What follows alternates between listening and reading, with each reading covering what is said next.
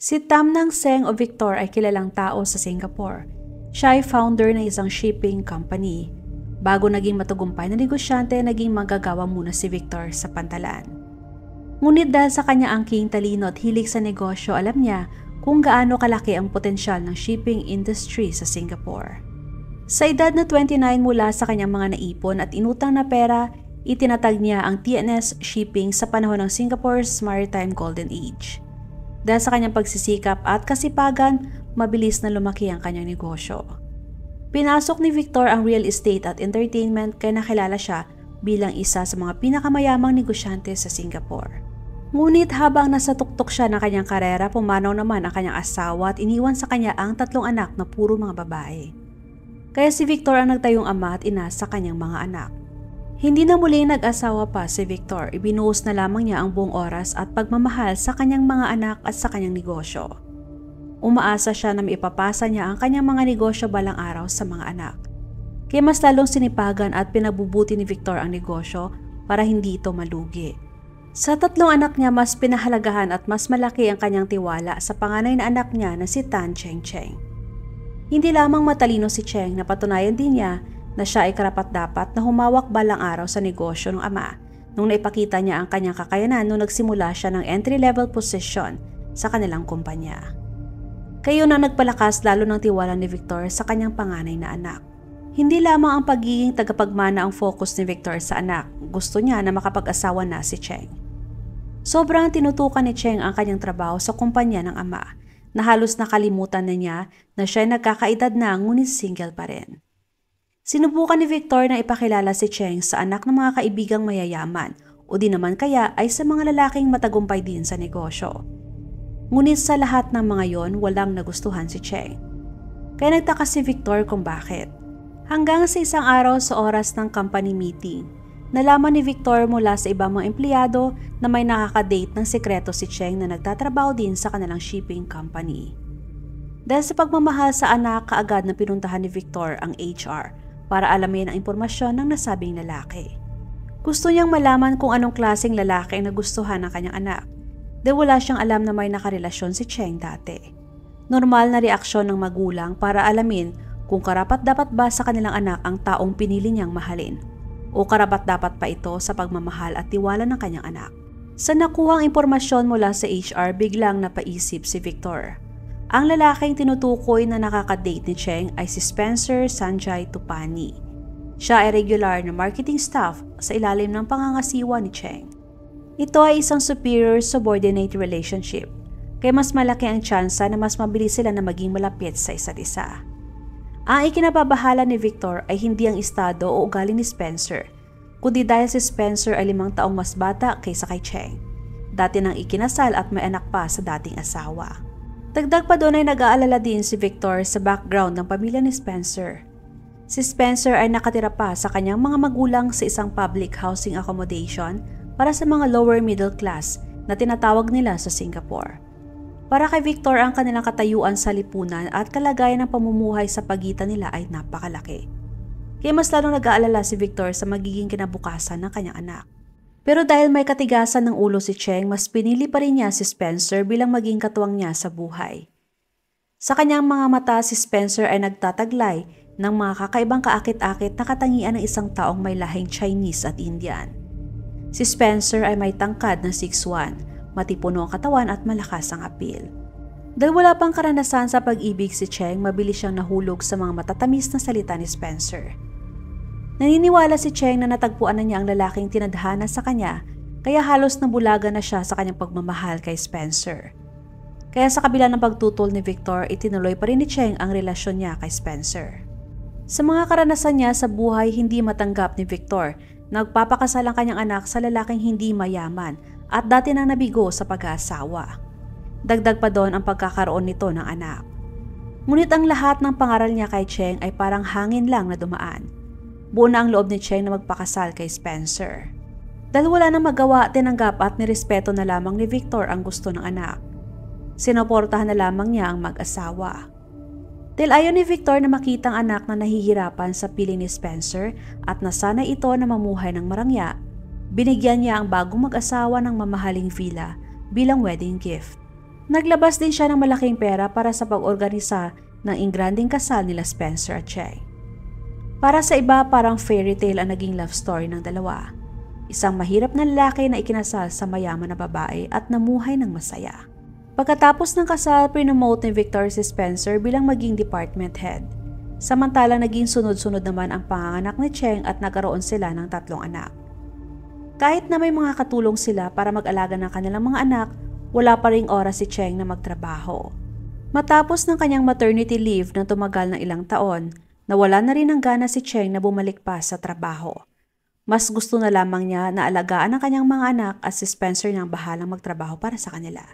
Si Spencer naman ay makailang beses din na na-promote. Dahil sa kabila ng pagiging manugang ng chairman, naging masipag naman si Spencer sa kanyang trabaho.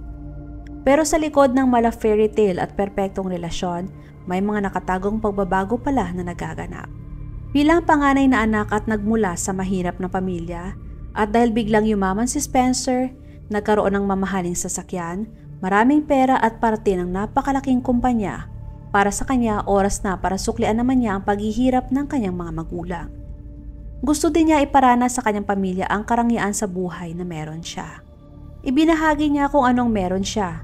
Nakakamahang katangian ng isang anak na dapat tularan.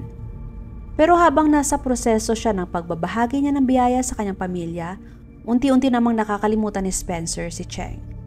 At nang hindi namamalayan, pinalipat din niya ang kanyang mga magulang at nakababatang kapatid na lalaki sa kanilang bahay nang hindi man lang pinaalam muna kay Cheng. Basta na lamang nagdesisyon si Spencer at sinabi kay Cheng na napakalaki ng villa para sa kanila. At ginawa pa niyang palusot na makakatulong pa ang kanyang mga magulang sa pag-aalaga ng kanilang mga anak. Walang nagawa si Cheng kundi ang sumunod na lamang sa kagustuhan ng kanyang mister. Kahit nalabag man sa kanyang kalooban, mas pinili na lamang niyang tumahimik para hindi na rin sumama ang loob ng mister. Di nang tagal ay mas tumaas pa ang posisyon ni Spencer sa kumpanya. Siya na naging pangalawa kay Victor. Dahil nasa mataas na posisyon na, unti-unti na rin niyang pinasok ang kanyang mga kamag-anak sa kumpanya at binigyan ng iba't ibang posisyon. Ang lahat ng internal decisions ay nasa ilalim ng pamamahala ni Spencer, kaya malayo siyang gawin ang gusto niya. Kahit alam ni Spencer na hindi isang-ayon si Victor sa kanyang mga ginagawa, parang wala lang sa kanya at tuloy pa rin siya sa kanyang kagustuhan, na mabigyan ng posisyon ang lahat ng kanyang kamag-anak. Nakikita na ni Spencer na unti-unting magiging sa kamay niya ang buong pamamahala ng kumpanya. Dahil nakikita ni Victor na wala na talagang gana ang kanyang anak na bumalik pa sa trabaho at dahil nagkakaedad na rin siya, kaya walang magawa si Victor kundi ipasa ang iba niyang obligasyon at tungkulin kay Spencer. Nakitaan ni Victor si Spencer na magaling din sa pamamahala ng kumpanya, kaya hindi na lamang niya pinansin ang mga ginagawa ni Spencer. Pero may mga pagkakataon pa din na sinusubukang kumbinsihin ni Victor si Cheng na bumalik na sa pagtatrabaho. Dahil kahit papano umaasa pa din siya na ang magiging tagapagmana at hahawak ng kanyang kumpanya ay ang kanyang mismong kadugo at hindi ibang tao. Pero pinanindigan pa rin ni Cheng na gusto niyang ilaan ang buong oras niya sa kanyang pamilya at mga anak. Kaya wala nang nagawa pa si Victor. Alam niya na malaking tiwala ni Cheng kay Spencer. Doon niya naisip at napagtanto na tatanggapin na lamang niya ng maluwag sa loob si Spencer, basta mamuhay ng masaya at tahimik ang kanyang anak. Taong 2015 habang nagsisimula na magkaroon ng mga sakit si Victor, tinawagan niya ang pangalawang anak niya na sa mga oras na yon ay nagtatrabaho sa ibang bansa. Pinapabalik siya ni Victor sa Singapore para mabilisan na siyang maging pamilyar sa kanilang negosyo. Bumalik sa Singapore ang kanyang anak at tinupad ang kahilingan ng kanyang ama. Ngunit isang araw laking gulat ni Victor nung tumawag sa kanyang anak at sinabi na tinanggal siya ni Spencer sa kanilang kumpanya at binawi pa ang kanyang access card. Nagugat yon nung nalaman niya na ang assistant ni Spencer ay nagpo-post ng mapanirang puri na impormasyon tungkol kay Cheng sa social media, na di umano'y si Cheng ay may sakit sa pag-iisip. Nang tumayo siya para ipagtanggol ang kanyang kapatid at nagkaroon ng mainit na pagtatalo sa assistant, mas pinanigan ni Spencer ang kanyang assistant imbis na ang kanyang hipag. Di pa nagtatapos doon, makalipas lamang ilang buwan ay pinaalis din ni Spencer ang mga matagal ng empleyado ng kumpanya at pinalitan ng kanyang mga kamag-anak. Dahil sa nangyari, sobrang nagalit at nag-alala si Victor sa magiging kapalaran ng kanyang anak. Sa isang pag-uusap ni Cheng at Victor, bigla na lamang umiyak si Cheng sa harap ng ama at ikinuwento ang tungkol sa relasyon nila ni Spencer. Ayon kay Cheng, may nag-send sa kanya ng screenshot ng litrato ni Spencer na may kasamang babae na hindi niya kilala. Sa litrato ay makikita na sila nagdiriwang ng first birthday ng isang bata. Ang litrato ay may caption pa na Happy Family. 6 na buwan na buntis noon si Cheng sa pangatlong anak nila ni Spencer nung natuklasan niya isang nakakadurog sa puso na litrato. May mga pagkakataon din daw na ilang araw na hindi nakakauwi si Spencer dahil umano sa dumalo ito ng business meeting. Pero ganun pa man, pinaniwala pa rin ni Cheng ang sarili na hindi magagawa ni Spencer ang mga bagay na yon. Pero habang patuloy pa rin sa mga ginagawa, hindi na kinaya ni Cheng at nag-hired na siya ng private investigator para sundan at manmanan si Spencer. Sa isang video na ipinakita sa kanya ng investigator, nasaksihan niya kung paanong tawagin ng papa na isang bata na tumatakbo para salubungin si Spencer. Doon napagtanto ni Cheng na habang nasa bahay lang siya at buong pusong nagtitiwala sa mister, pasikreto din itong nagbubuo ng panibagong pamilya niya. Di nang tagal ay kinumpronta niya si Spencer tungkol sa pagkakaroon nito ng anak sa ibang babae at binantaan pa na isusumbong niya sa kanyang ama ang ginawa nito. Sa puntong yon ay biglang nag-iba ang pag-uugali ni Spencer. Dahil wala pa siyang ganoon katibay na hawak sa kumpanya, pag nalaman ni Victor ang kanyang ginawa, masasaya ang lahat ng kanyang mga pinaghirapan at mawawala pa sa kanya ang marangyang buhay niya. Kaya lumuhod si Spencer sa harap ni Cheng habang umiiyak. Nagmamakaawa siya na patawarin. Sinisipan niya ang lahat sa kanyang kabit at sinabi na inakit lamang siya ng babae at hindi niya inaasahan na nabuntis pala niya. Sumulat pa si Spencer ng commitment letter na nangangakong puputulin na niya ang kanyang ugnayan sa kanyang kabit. Lumambot ang puso ni Cheng at binigyan pa niya ng isang pagkakataon si Spencer. Lalo pa at ayaw niya na mawala ng ama ang kanilang mga anak. Taong 2015 muling nabuntis si Cheng. Sobrang masaya siya dahil para sa kanya ang kanyang pagbubuntis ay ang siyang magbabalik ng dati nilang masaya at tahimik na relasyon ni Spencer. Pero nagkakamali si Cheng dahil natuklasan niya ulit na hindi lang pala isa ang naging kabit ni Spencer kundi marami. Kaya nagdesisyon na si Cheng na makipag-divorce. Doon mas lalong lumabas ang totoong kulay at intensyon ni Spencer. Gusto ni Spencer na mapunta sa kanya ang lahat at walang maiiwan kay Cheng. Gusto din niya na mapupunta sa kanya ang kustodiya ng kanilang mga anak. Gusto niyang kunin ang lahat na meron kay Cheng. Dahil buntis si Cheng, ginamit ni Spencer ang kahinaan ng asawa para makuha niya ang kanyang gusto. Pasikreto siya naglagay ng mga recording devices sa kanilang kwarto. At sa tuwing nagagalit o nagwawala si Cheng, pasikreto niya palang inire-record ang kawawang asawa. Kasunod noon, dinala ni Spencer sa mental health facilities ang mga videos para ma-evaluate. Dahil gusto niyang ipakita at patunayan na may sakit sa pag-iisip si Cheng. Isa din yon sa magiging rason para makuha niya ang kustodiya ng kanilang mga anak at para sirain din niya ang reputasyon ni Cheng. Sa mga nangyari, kaagad na nagpa-financial audit si Victor ng kumpanya at ang resulta ng investigasyon ay eksakto sa kanyang hinala. Bumuo si Spencer ng mga shell companies para makakuha ng malaking pera mula sa kumpanya.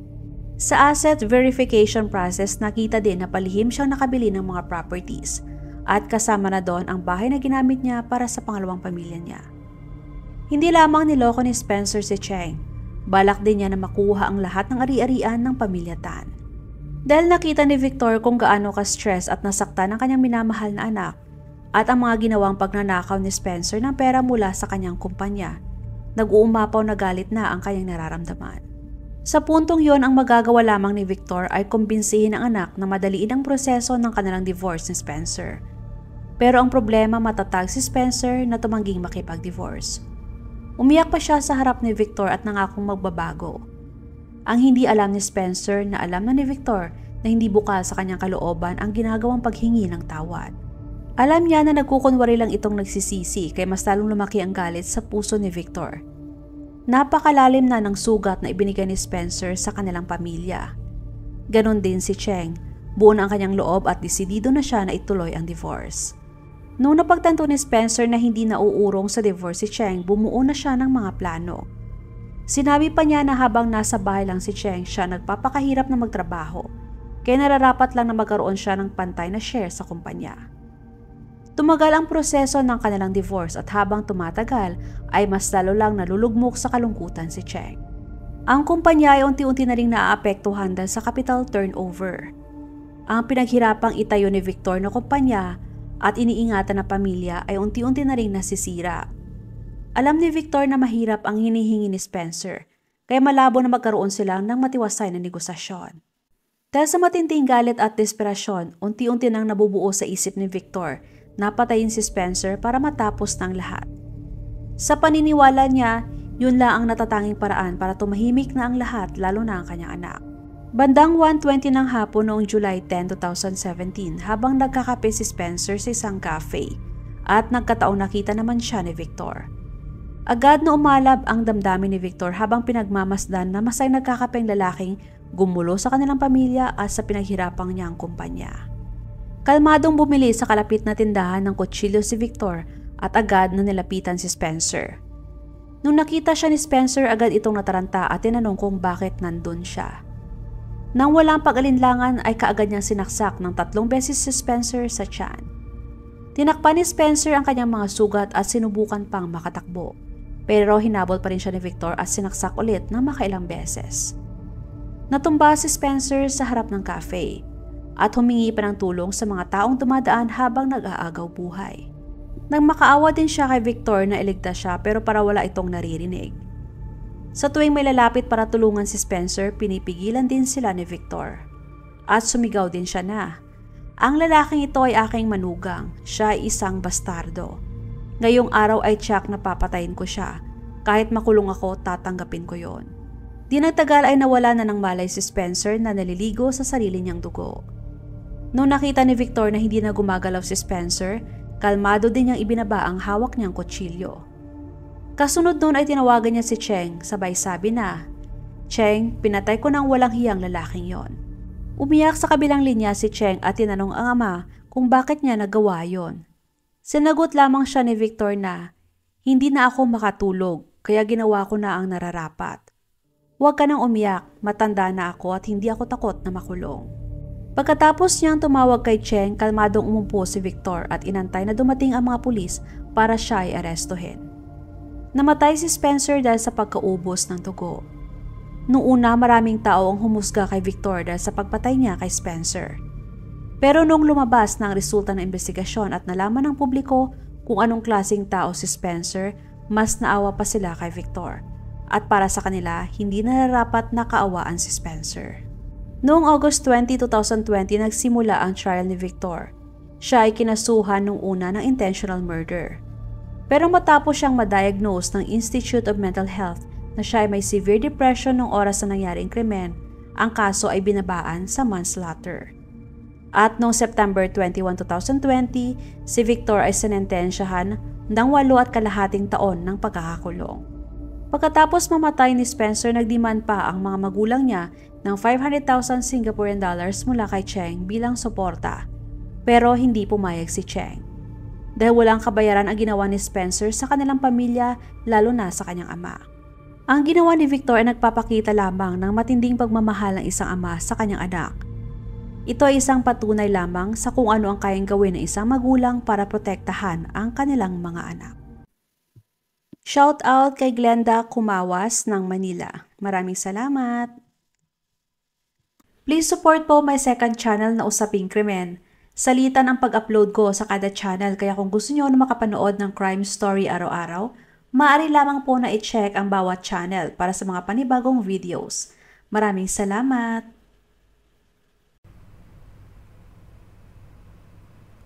Huwag mag-atubiling ibahagi inyong mga saloobin at komento. And please huwag kalimutang mag-like and subscribe sa aking channel kung hindi mo pa nagagawa. Magkita-kita tayo ulit sa aking susunod na video. Maraming salamat!